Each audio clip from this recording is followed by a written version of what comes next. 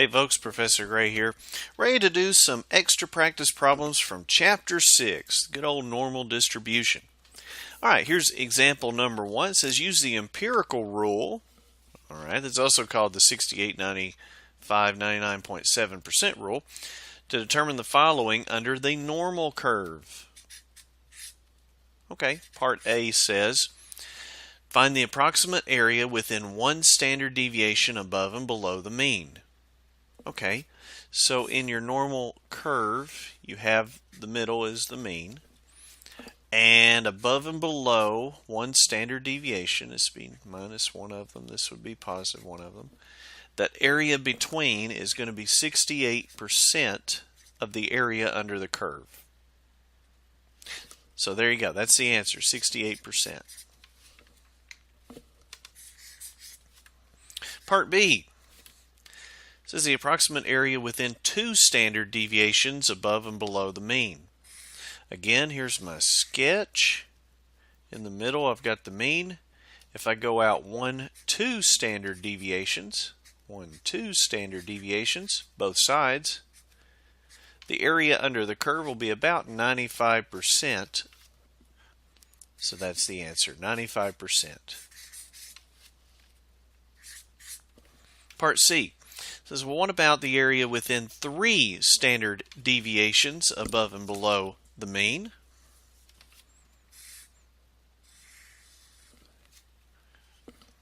Again, here's a little sketch to illustrate. 1, 2, 3 standard deviations above, 1, 2, 3 standard deviations below. That area under the curve is about 99.7%.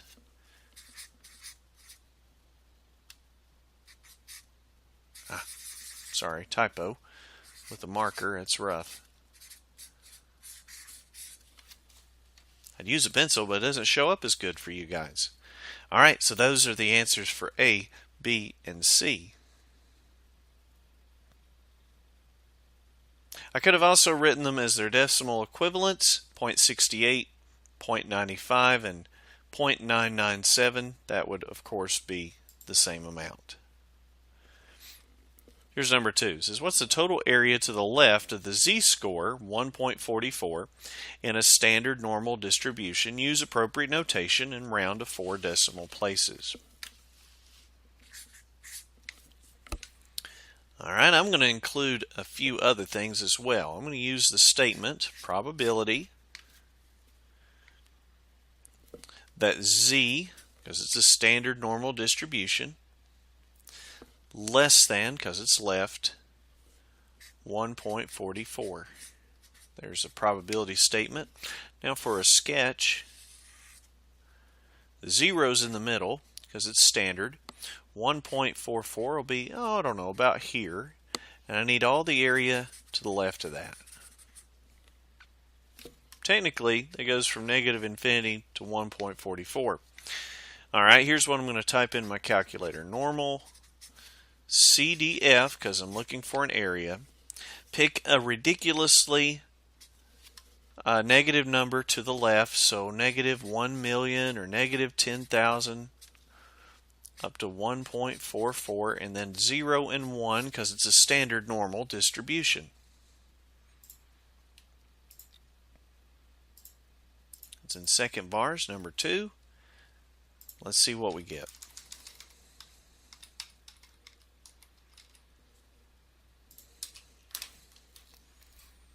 Alright, rounded to 4 places, I get 0.9251. That's the answer.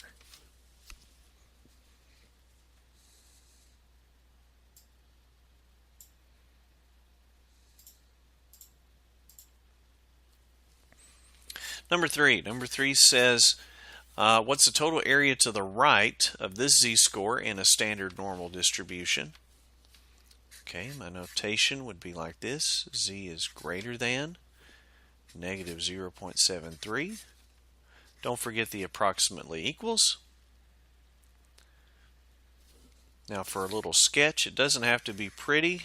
It's there to help you more than anything. Negative is going to be to the left of 0. So maybe about here. area to the right.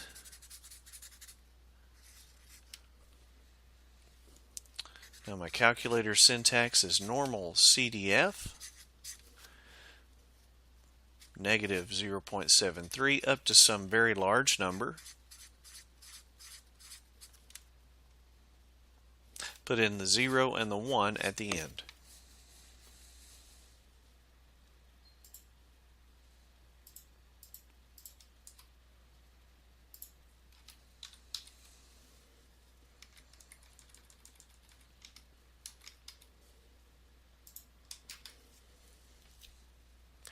And I get 0.7673. That's the answer.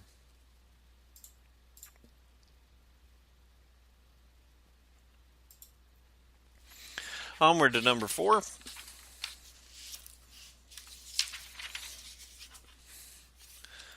All right, 4 is asking for area between. It says what's the total area between these two z-scores. So I'll write that by putting the lower one in first.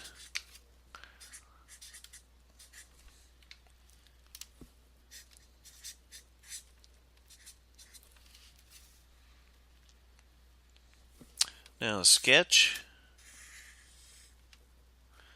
Zeros in the middle.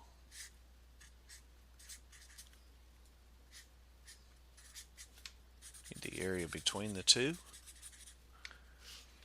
All right, normal CDF. Put in your lower number, upper number, 0, 1. All right, I read left to right on those. Now I'll let the calculator do the rest.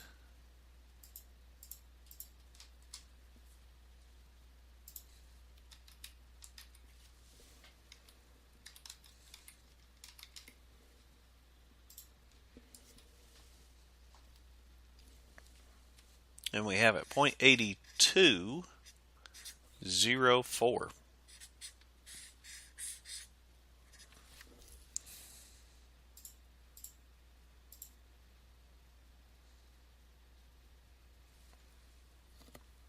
Let's do some that are not so standard. Number 5 says the lengths of pregnancies are normally distributed. All right, I know that's a normal problem, a normal distribution problem when I see that. With a mean of 268 days and a standard deviation of 15 days, what's the probability of a randomly selected pregnancy lasting longer than 308 days? Use your notation around the 4 places. All right, number 5, same idea this time. Probability that X, number of days pregnant, is greater than 308. Draw another sketch. What's in the middle? The mean, 268. 308 is going to be, looks like that ought to be pretty far over to the right. Maybe right there, 308. And longer would be greater than, so I need the area to the right of that. Technically, that tail goes to positive infinity or approaches it. All right, now for the syntax, normal CDF, type in your first number, 308. Some ridiculously large number after that. Now the mean from the problem was 268. Standard deviation from the problem is 15. I'll move that over so you can see it.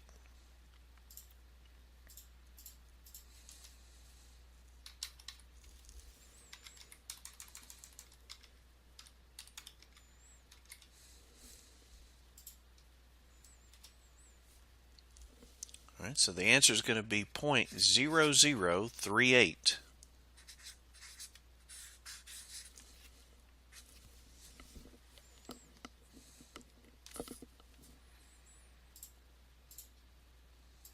Moving along, number 6 has the same setup, so my mean and standard deviation are the same.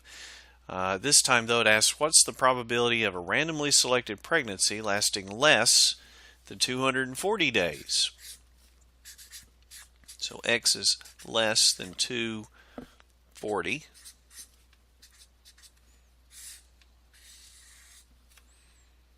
Again, 268's in the middle. 240 is going to be a little bit to the right, or to the left rather. Less than means the area to the left.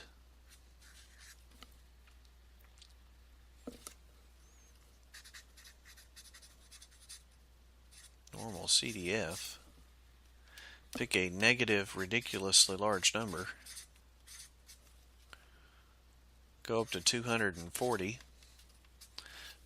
Put in your mean, 268, standard deviation 15, according to the problem.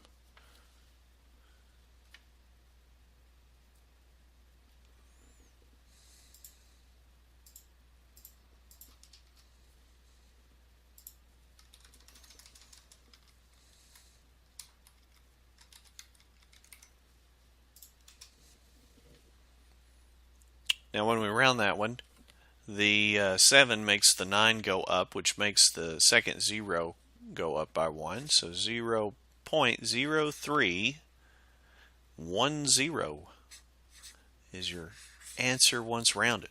I leave the 0 on there to show the reader that I have rounded to 4 places.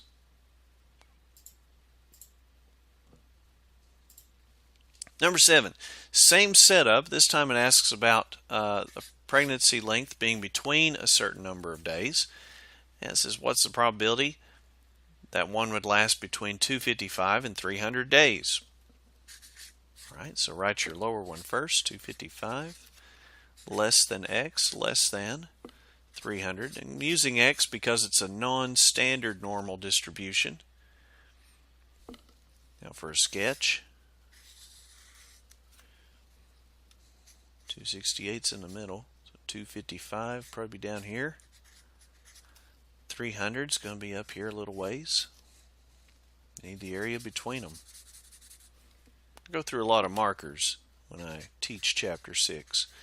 Normal CDF, lower number 255, upper number 300, the mean 268, that's in the problem, standard deviation 15.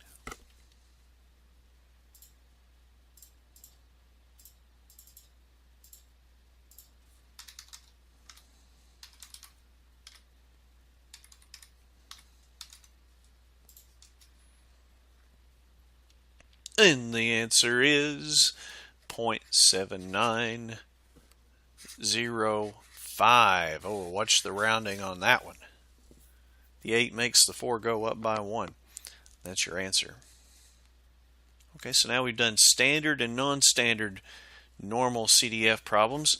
Let's mix it up a little bit with number 8.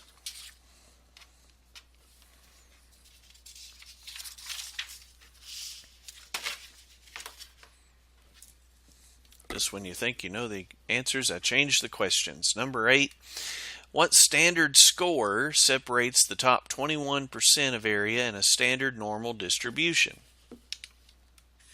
Now notice this question's asking for a score, a standard score. That's also called a z-score. And they give us the probability. So let's start with the sketch. It says 21% in the top. Yeah, excuse my horrible sketching. The top would be on the right hand side. So underneath this curve there's 0.21 right there. And we want the z-score that goes along with it. Now in order to do that, we're going to need to use inverse norm. That's another command from this chapter. But the first number you need is the area to the left. We don't have the area to the left. Oh. Okay, there's a way to do that. We can do 1, the entire thing is 100%, minus 0.21, which would equal 0.79. That's the area to the left. The 0.79 is what you're going to put in the calculator command. It's just set up to understand it that way. Since it's a z-score, the standard deviation is 1, the mean is 0, so 0 and 1 goes in next. Second bar is number 3.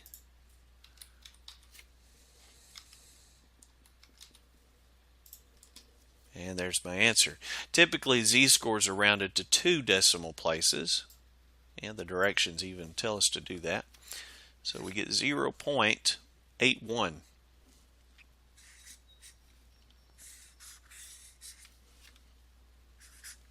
We're ready for number 9.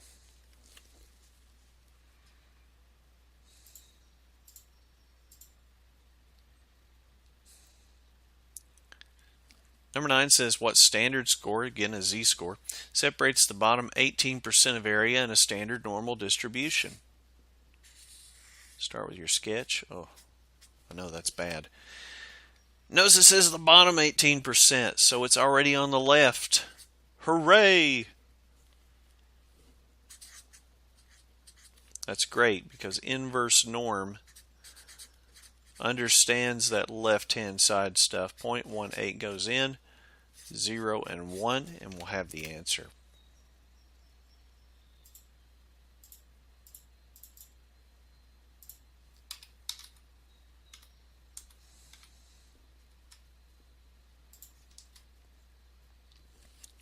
Don't forget the negative.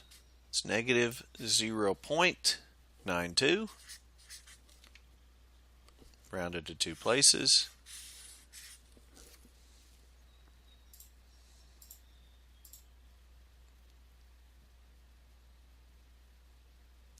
Number 10. 10 says what standard scores, more than one, separate the middle 52% of area in a standard normal distribution. Well, let's check it out. We'll sketch it first. There's my sketch. Oh. Middle. Okay, so I've got 2 tails this time, or 2 scores this time. 0.52 is going to be in the middle. Okay, well, what's on the ends? All right, over here on the side, 1 minus 0.52 is 0.48. And if you don't believe me, you can use your calculator for that part. So 0.48 is left over, but I've got 2 tails that are going to share it. So cut that in half. 0.48 divided by 2 is going to be 0.24. Again, you can use a calculator if you need to for that part. So 0.24 is in this tail. 0.24 is in this tail. If you added them all up, 0.24, 0.52, 0.24, guess what you'd get? 100%. All right, we need the z-scores that are on the left-hand side and the right-hand side. Let's do the one on the left first. Inverse norm. Area to the left of this z-score is 0.24, a 0 and a 1.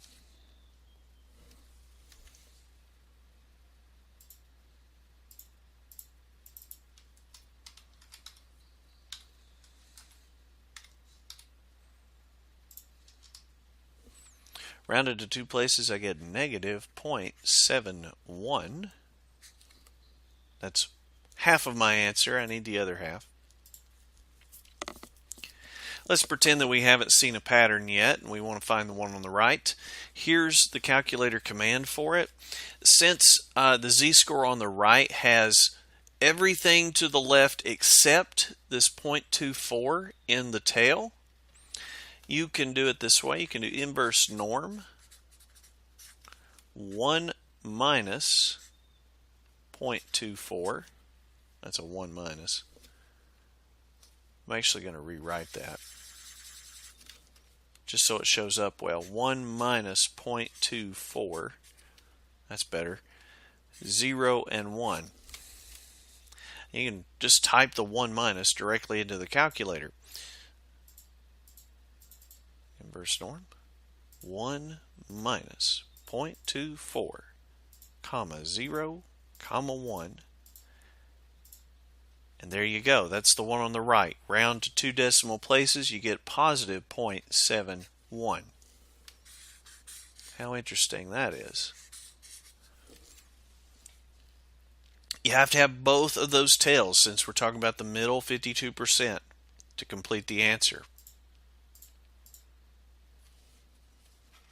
Well, what if things are not so standard? Number 11 says the amount of yearly rainfall in a city is normally distributed with a mean of 49 inches. The standard deviation is 8 inches. How much rainfall separates the top 19% of yearly rainfall for the city? Again, it's asking for the rainfall. It gives you the percentage, or the area under the curve. Right there it is, 19%. It's on the top. The top would be on the right-hand side. 0.19 is on the right. How much is on the left? 1 minus 0.19 gives you 0.81. You can use a calculator if you need to for that. So 0.81 is here. And we want the rainfall score, that'd be an X that goes along with it. All right, inverse norm. Area to the left, 0.81. That's the one you got to put into the calculator. All right, what's the mean? 49.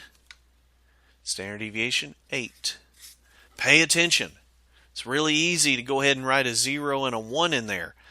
But the problem says what the mean and standard deviation is, so use it.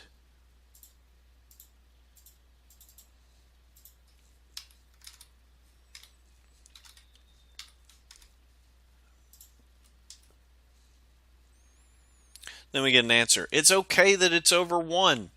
Remember, this is a score. This is a rainfall amount. It's not a probability.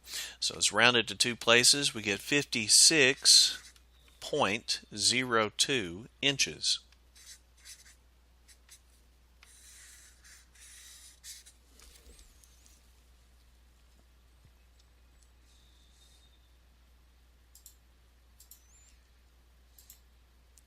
Moving along. Same setup. We're still talking about the yearly rainfall in the city. Same mean, same standard deviation. How much rainfall separates the bottom 14%? Number 12. Again, here's a sketch.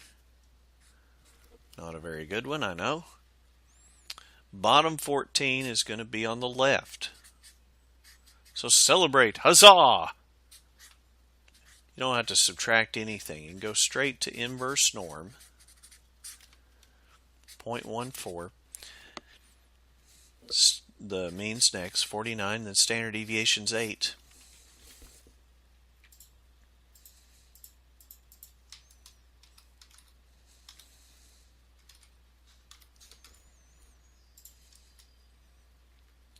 And there it is. Your answer's 40.36 inches.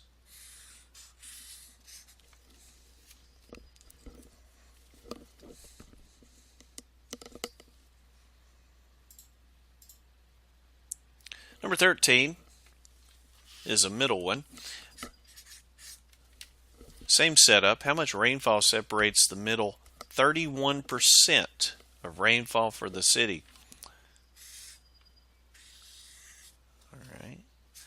Middle would be in the middle. There's going to be 2 tails this time. How much is in each tail? Again, you can use the calculator. 1 minus 0.31. Divide that by 2. And you have 0.345 in each tail.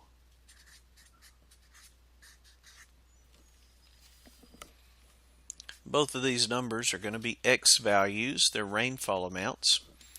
And we'll have to do them both because that little pattern that happens in a standard normal distribution, well, it won't hold necessarily for this because it's not standard anymore. Let's do the one on the left first. That's inv norm. Area to the left, 0.345. Mean, 49. Standard deviation, 8.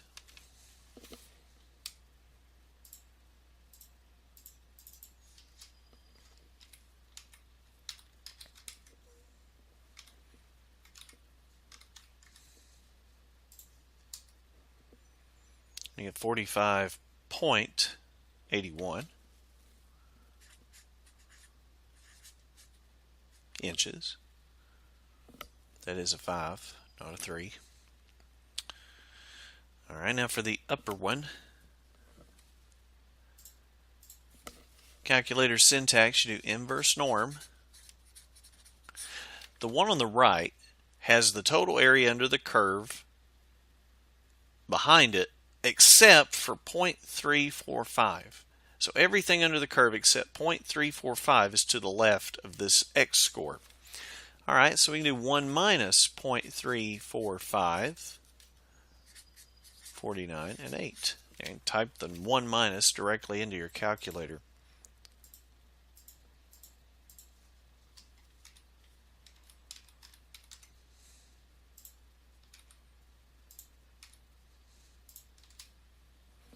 And you get the other one, 52.19 inches.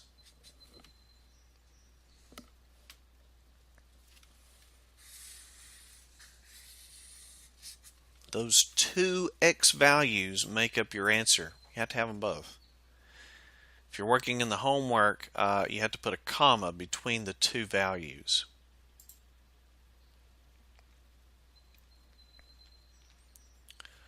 All right, number 14 says, well, it's the same setup, yearly rainfall again. How much rainfall marks the first quartile? That's Q1 of yearly rainfall for the city. Oh, how interesting. Well, this is the same type of problem. I've just stated it in a different way. Remember from way back when we did descriptive statistics, the first quartile is the mark of the first quarter, just like in a ball game. First 25%. Okay. So in my sketch, 25% of the area under the curve will be to the left. And we want to know what x value goes along with that. So first quartile, 25% is on the left. Second quartile, 50% is on the left. Third quartile, 75% is on the left. Do this with inverse norm. 0.25, mean standard deviation.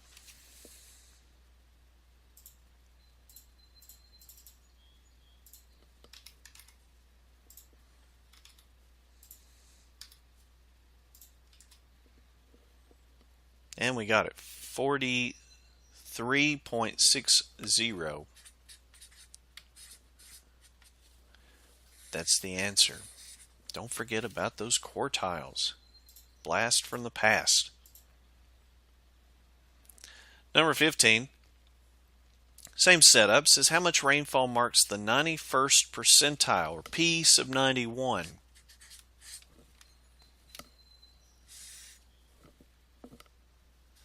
All right. Remember percentiles as well. The 91st percentile will have 91% of the area under the curve below it, to the left. Okay, same type of problem, just a different way of stating it. Inverse norm, 0.91, 49, and 8.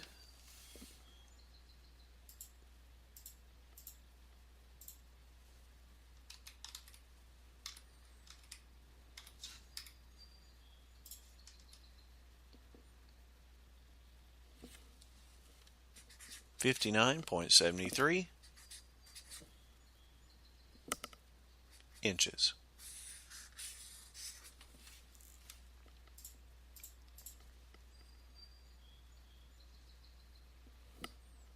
Number 16, let's reflect on some properties of the normal distribution for a moment.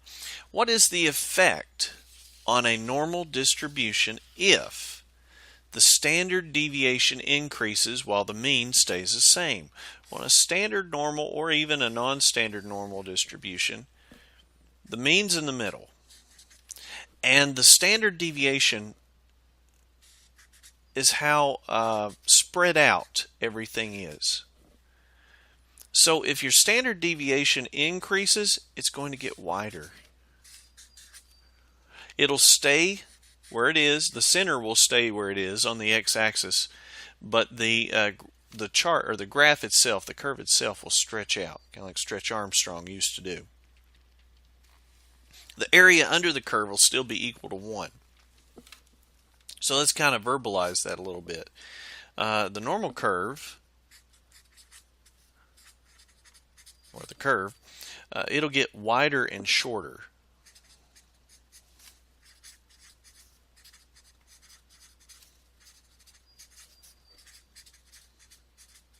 Because as it stretches out, just like a rubber band, this top part will start to come down. Now, the total area under the curve stays the same. That's why it's going to get shorter. Now, the middle will stay put.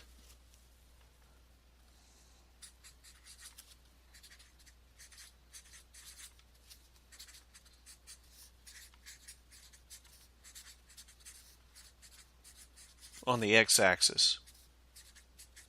Or on the z-axis, whatever the horizontal axis is. It won't move around, like it won't come over here. You know, this middle part won't come over, it won't go back. The middle will stay where it's at. So you're kind of holding the middle down and stretching out the sides. All right, I'm running out of room, so I'm going to go to the next page. 16b. Says, what happens to your normal distribution if the mean increases while the standard deviation stays the same? So again, here's a sketch. My mean is here. Standard deviation stays where it's supposed to be, or where it was originally, but the mean gets bigger. Well, if it gets bigger, it's going to shift to the right-hand side. It's going to move over. So if I've got a x-axis or a z-axis right here, and let's say the mean is at 5. If it moves over to 3, then the entire graph is going to have to move over so that 3 is in the middle. So it moves. Everything else will stay the same. The width will stay the same because the standard deviation didn't change. The height of the graph, that'll stay the same as well. Let's verbalize that, put that into some a little more formal. The entire curve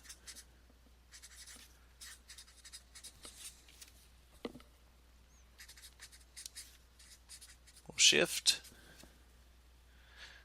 to the right since we're increasing. If we decreased it, it would go to the left instead. So decrease it, go to the left, increases goes to the right.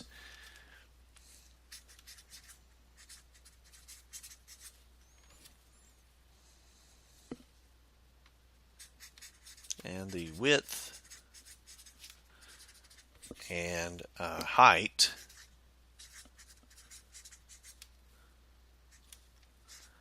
stay the same. So nothing else changed, just where that middle goes. And so the whole curve is kind of like I picked it up and moved it. That's number 16.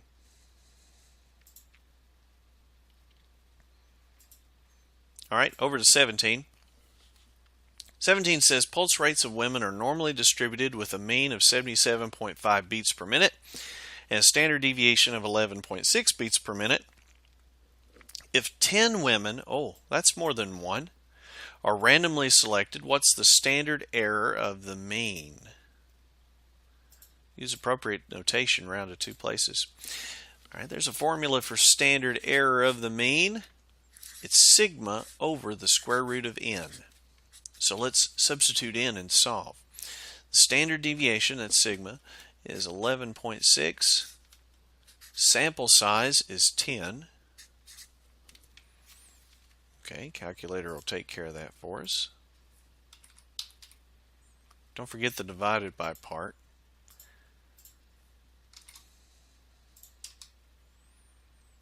Rounded to 2 decimal places, we're going to get 3.67. That's the standard error of the mean for this scenario. Number 18 has the same setup, but says if 10 women are randomly selected, what's the probability that their mean pulse rate will be less than 76.4 beats? That their mean pulse rate with 10 women. This is a sampling distribution problem. So one thing needs to change when I use the calculator. First, let's set up the notation. It's the probability that the mean, x bar, is less than 76.4. All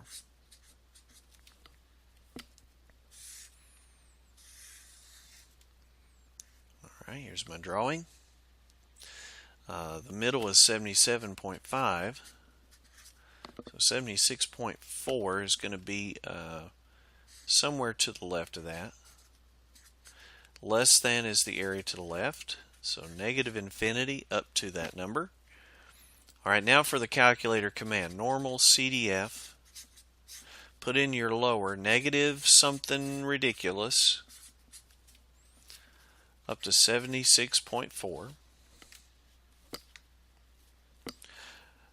Run out of room, so I want to come down below. Next number is the mean. That's 77.5. The last number is the part you change. Let's put in the standard error of the mean instead. That's 11.6 divided by the square root of 10. Standard error of the mean.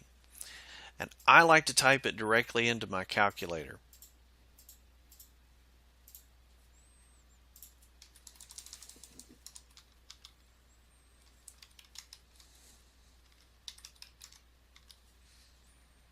Here it is for the last part, 11.6 divided by square root of 10. Press enter. And there's the answer. Rounded to 4 places, you get 0.3821.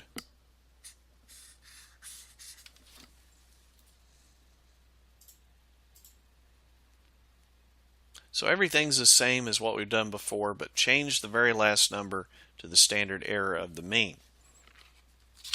Let's do a couple more of these.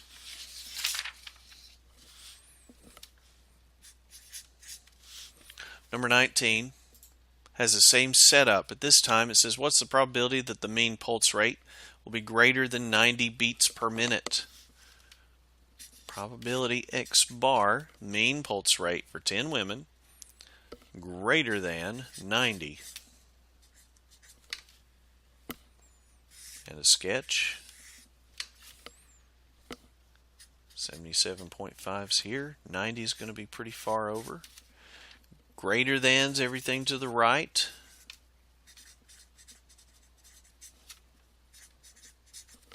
Normal CDF. Start at 90, go up to something ridiculous. Okay, for room's sake, I'll come down below. The mean was 77.5. Last number is the standard error of the mean, 11.6 divided by the square root of 10 women.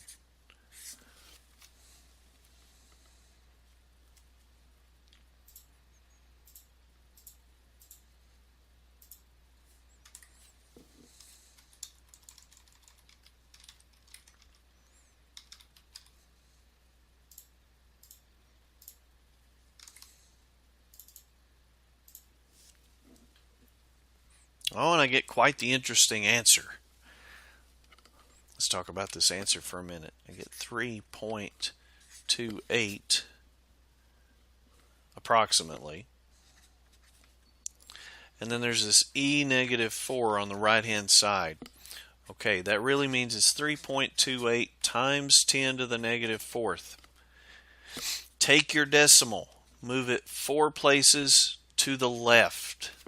You get 0.00032, and then the rest of the stuff. Round that number to 4 places, and you get 0.0003. That's the final answer.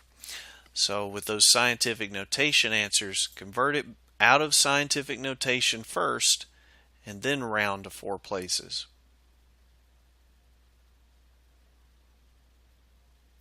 One more, number 20. Same setup.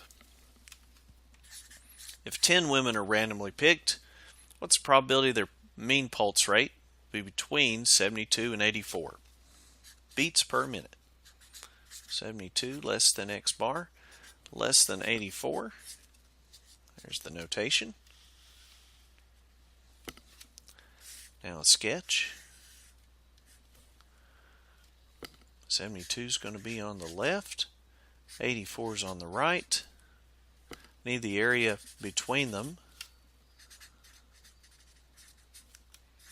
Normal CDF, 72, 84, the mean, and then the standard error of the mean. Remember, it's more than one person here, and we're talking about the mean value.